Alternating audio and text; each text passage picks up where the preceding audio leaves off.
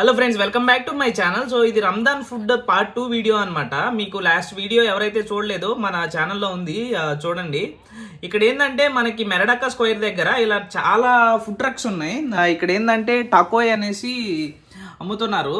ఇటు సైడ్ ఏమో మనకి బార్బిక్యూ చికెన్ లాగా చేసిస్తున్నాడు. ఇటు సైడ్ ఏమో మనకి డిఫరెంట్ చికెన్ నగెట్స్ ఇవన్నీ ఉన్నాయి. ఇదిగోండి, చికెన్ వింగ్స్ 5 రింగెట్స్ అంట, అంటే ఒక 80 to 90 రూపీస్.